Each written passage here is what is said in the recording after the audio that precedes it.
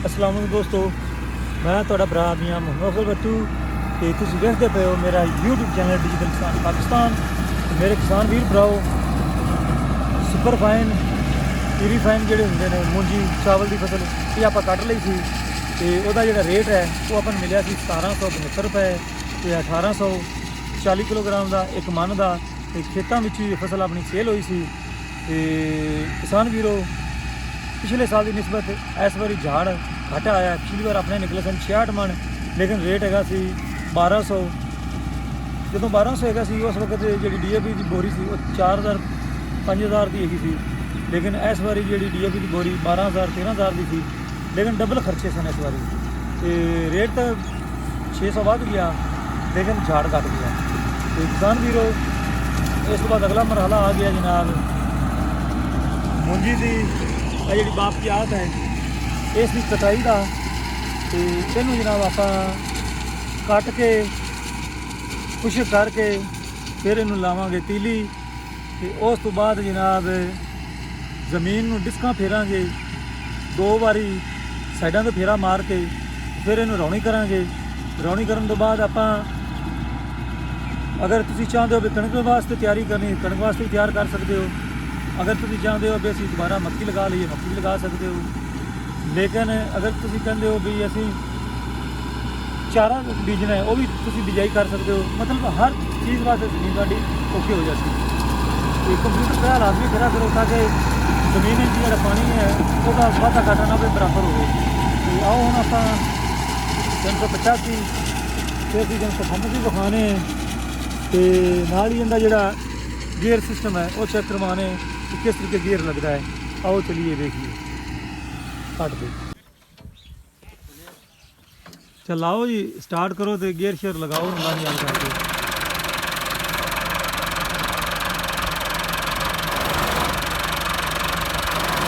ढक दे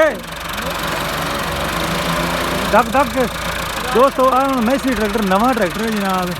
तो ये हम गियर जो शुरू च आया तो बड़े आराम नाल लग जाता सी। ते मेरा ख्याल ये ना तो इन्ना रोटर फेरा है तो ना ही कोई ये प्रेशर पाई है, लेकिन इनकी गियर की एडजस्टमेंट चेक कर लो।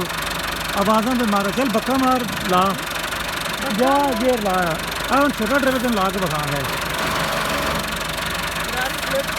कुछ भी नहीं होता। ला जोर ला ढक दे तो दक्की रख दक्की लगाओ तू अं थले आ चल ला जिस तरीके तू आगे का नाम है हमारा बंदा क्या कर छोटा ड्राइवर है तो तजर्बा है तो उनको ला के बखा देगा।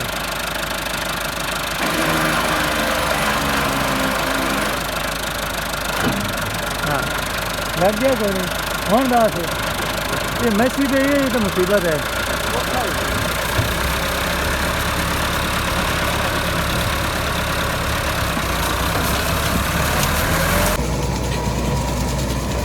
मेरे किसान वीरों पहला गेयर है जनाब तो 385 ट्रैक्टर ते टोका बनया हुआ जनाब साढ़े शहर हवेली लखा का मेरा ख्याल है।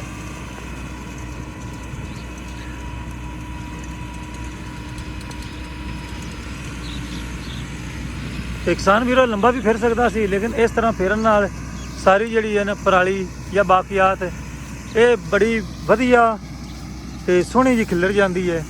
इस वास्ते इस तरीके फेरा करो वह फायदा होगा।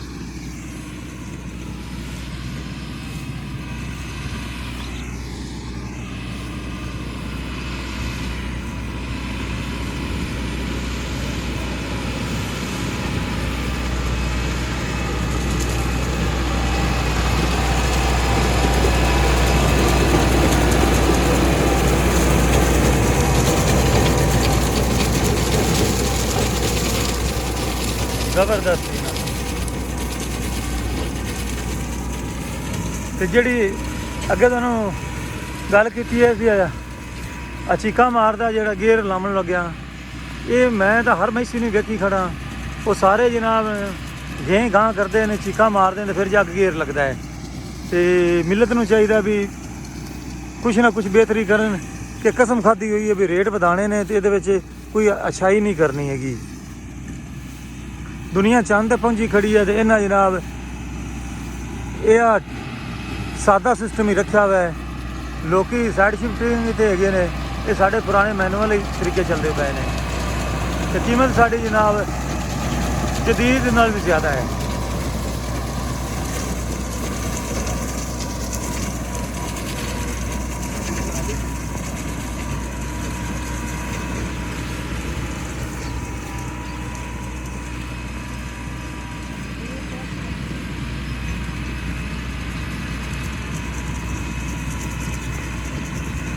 जबरदस्त, क्या बात।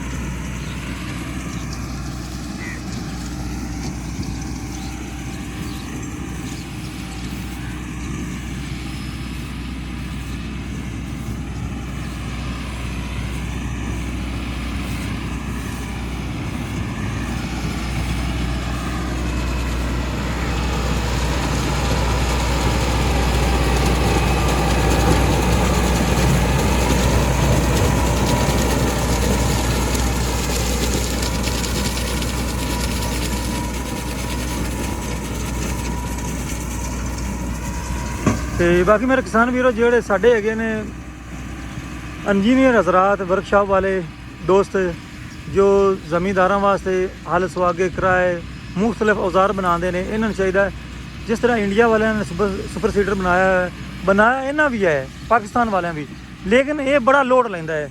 ਇੱਥੇ ਤਾਂ ਬੜਾ ਟਰੈਕਟਰ ਜਿਹੜਾ ਨਾ 85 HP ਜਾਂ 100 HP ਉਹ ਮਰ ਕੇ ਖਿੱਚਦਾ ਹੈ, ਲੇਕਿਨ ਜੋ ਇੰਡੀਆ ਵਾਲੇ ਹੈਗੇ ਨੇ ਉਹਨਾਂ ਦਾ ਜਿਹੜਾ ਟਰੈਕਟਰ 60 HP ਹੈ ਉਹ ਵੀ ਜਨਾਬ ਸੁਪਰ ਸੀਡਰ ਬੜੇ ਵਧੀਆ ਤਰੀਕੇ ਨਾਲ ਖਿੱਚਦਾ ਹੈ। ਸਮਝ ਨਹੀਂ ਆਉਂਦੀ ਵੀ ਇਹਨਾਂ ਕੋਲੋਂ ਉਹ ਤਰੀਕਾਕਾਰ ਕਿਉਂ ਨਹੀਂ ਹੈਗੇ ਜਿਹਦੇ ਵਿੱਚ ਆਸਾਨੀ ਨਾਲ ਖਿਚਾਈ ਹੋਵੇ ਜਾਂ ਟਰੈਕਟਰ ਨੂੰ ਦੁੱਖ ਤਕਲੀਫ ਨਾ ਪਹੁੰਚੇ। ਉਹਨਾਂ ਦੇ ਟਰੈਕਟਰ ਜਿਹੜੇ ਹੈਗੇ ਨੇ ਆ ਤੂੜੀ ਵਾਲੀ ਮਸ਼ੀਨ ਜਿਹੜੀ ਹੈ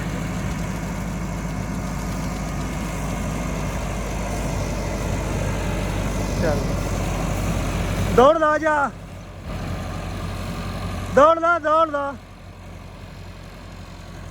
ਦੋਸਤੋ। ਨਿੱਕੇ ਉਸਤਾਦ ਦੀਆਂ ਬੱਕਰੀਆਂ ਆਪਣੇ ਦਾਈਆਂ ਨੂੰ ਪੈ ਗਈਆਂ ਨੇ ਤੇ ਹੁਣ ਭੱਜ ਕੇ ਜਾ ਰਿਹਾ ਹੈ। ਚਲੋ ਗੇਅਰ ਤੋਂ ਉਹਨੇ ਲਾਇਆ ਸੀ, ਫੇਰਾ ਵੀ ਲਾਇਆ ਸੀ, ਲੇਕਿਨ ਮੇਰਾ ਖਿਆਲ ਹੈ ਵੀ ਉਹਨਾਂ ਹਿਸਾਬ ਕਿਤਾਬ ਬੱਕਰੀਆਂ ਬਰਾਬਰ ਕਰ ਲਏ ਸਨ ਤੇ ਅਦੀਲ ਅਫਜ਼ਲ ਨੇ ਚਾਰਜ ਸੰਭਾਲ ਲਿਆ ਹੈ। ਤੇ ਗੱਲ ਕਰ ਰਹੇ ਸੀ ਵੀ ਇੰਡੀਅਨ ਟਰੈਕਟਰ ਦੀ, ਉਹਨਾਂ ਦੇ ਜਿਹੜੇ ਮਸ਼ੀਨਾਂ ਹੈਗੀਆਂ ਨੇ ਤੂੜੀ ਵਾਲੀਆਂ, ਉਹ ਵੀ 60 HP ਦਾ ਟਰੈਕਟਰ ਬੜੇ ਵਧੀਆ ਤਰੀਕੇ ਨਾਲ ਚਲਾਉਂਦਾ, ਲੇਕਿਨ ਸਾਡੇ ਪਾਸੇ 75 HP ਦੇ ਜਾਂ 85 HP ਦੇ ਚਲਾਉਂਦੇ ਨੇ।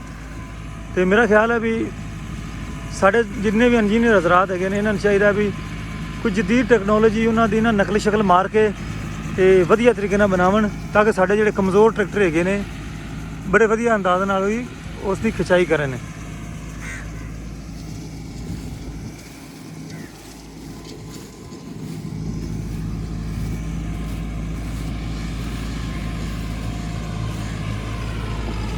ਤੇ ਹੁਣ ਮੈਂ ਆਪਣੇ ਵੀਰ ਭਰਾਵਾਂ ਤੋਂ ਲੈਣਾ ਇਜਾਜ਼ਤ। ਤੁਹਾਡਾ ਭਰਾ ਵੀ ਹਾਂ ਮੁਹੰਮਦ ਅਫਜ਼ਲ ਬੱਟੂ। ਅੱਲਾ ਹਾਫਿਜ਼। ਪਾਕਿਸਤਾਨ ਜ਼ਿੰਦਾਬਾਦ।